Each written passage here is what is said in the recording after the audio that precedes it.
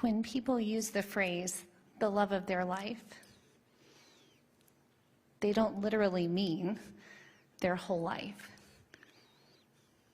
But I do. I met Jason when I was a year old.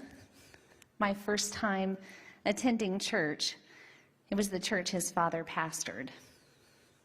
And from that point on, our families did so much of life together.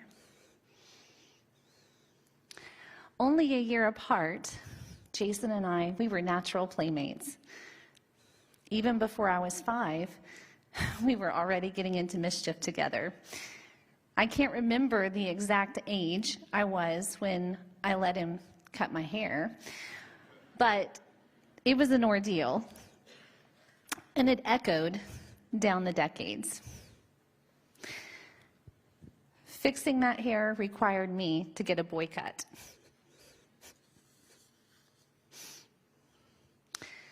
Jason would never own that he actually did that, though. Whenever I would bring it up, he'd call it the haircut that he allegedly gave me. To that, I'll just say that I can show you the picture in the church pictorial directory to prove it, and you'll understand why it was so traumatizing. I don't remember the exact age I was when I first knew that I wanted Jason to be mine either. But I remember crushing on him before I turned 8. So when I was 9 and his family was reappointed to a different church in a different city, I was crushed. I wrote him letters hoping to stay in touch, but being a typical boy, he didn't write me back. I still hold that against him a little bit. But our families still met occasionally. Photos with the braces, more unfortunate haircuts, but we mostly missed out on knowing each other in those awkward days. That doesn't mean that my hopes for Jason had faded, though. In high school, I was homeschooled, and one year I made a project of making my own yearbook, made of photos of years and friends and memorable experiences. When we were visiting Jason's family in his home one time, I just casually asked him for a picture to add to the scrapbook. He gave me a copy of his prom picture. He gave me a picture of him with another girl. But the tables finally turned when my parents sent his family my graduation announcement that included my picture. At last, he took notice and told his parents our families needed to reconnect. But I was starting college, ready for new opportunities and ready to experience all that was different and unfamiliar. I was looking forward to dating and had 1 or 2 guys in mind. In fact, I went to an ice cream parlor event hoping to meet up with one of those guys. That guy brought a friend with him, and it was Jason.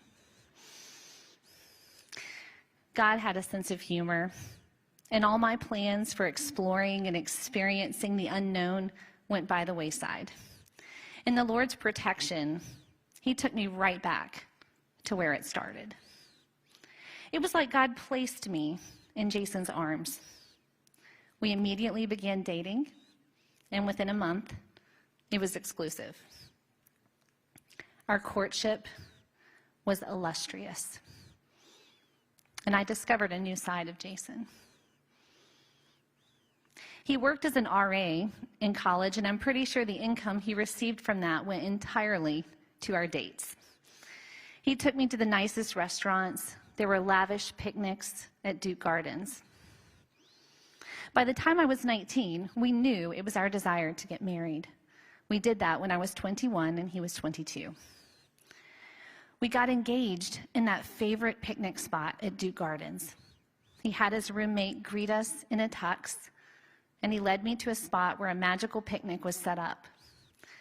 Chairs, tablecloth, dishes, and he proposed with a beautiful engagement ring. That side of Jason didn't disappear after the wedding. In fact, it only deepened. Watching my husband become a father caused me to fall in love with him all over again.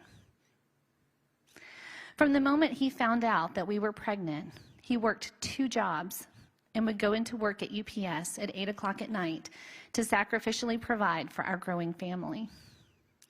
And he continued working 2 jobs throughout the rest of our marriage so that I never needed to work. Yet our roles never felt divided at home. He was part of every aspect of caring for our children. I homeschooled our kids as I was homeschooled, but Jason did all the math tutoring. He also took care of the nighttime tuck-in routine. He taught our boys how to maintain our vehicles and regularly took our girls on daddy-daughter date nights. He hand-wrote and intricately folded tooth fairy letters. Another side of Jason y'all didn't know about.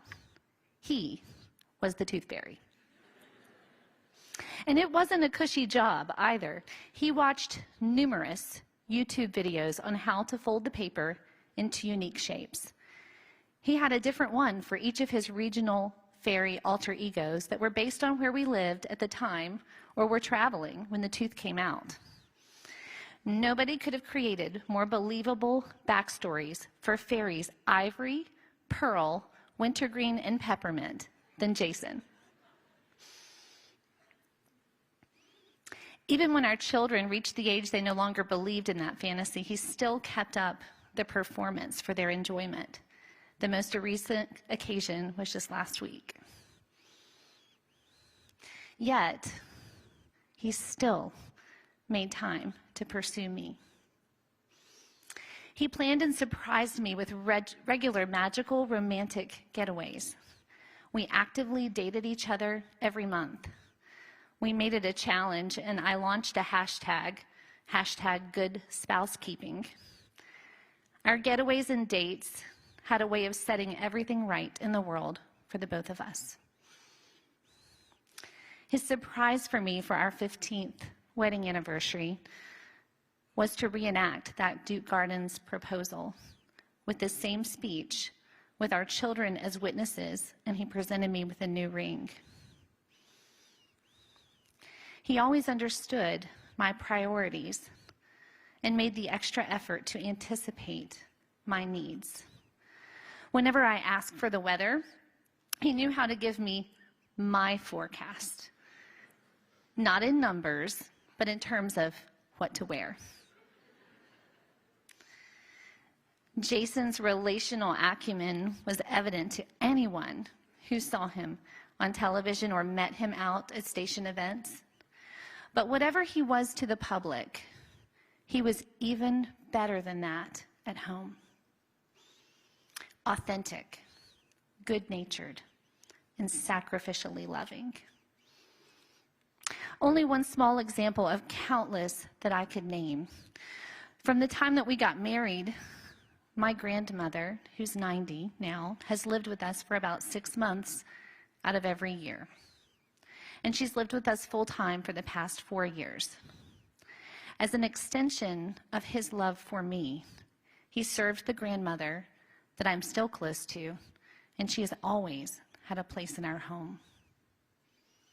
No task was beneath him. Cleaning the kitchen was something he did regularly without my having to ask, because he knew how valuable acts of service were to me. He came from the school of gentlemen, where he still opened the door for me, and he brought me coffee in bed every morning. We both grew up in families that gifted us the picture of what healthy marriages look like. And I believe that we modeled that for our children. As much as Jason excelled at so many things, he excelled most at being a husband. He loved me with every fiber of his being. People talk about love languages, but he was fluent in every single one of them.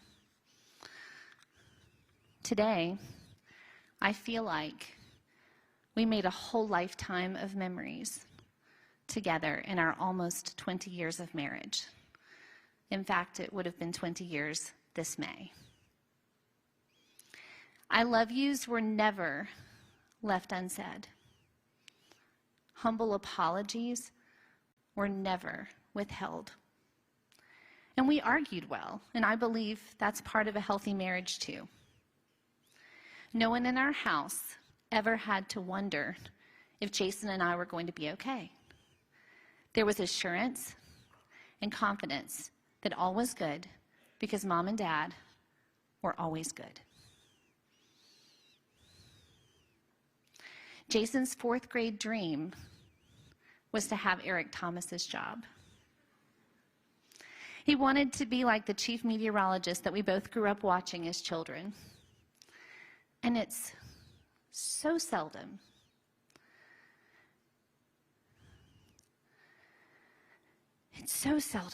to see a dream like that come true. But my childhood dream was for him to be mine. And that dream came full circle too.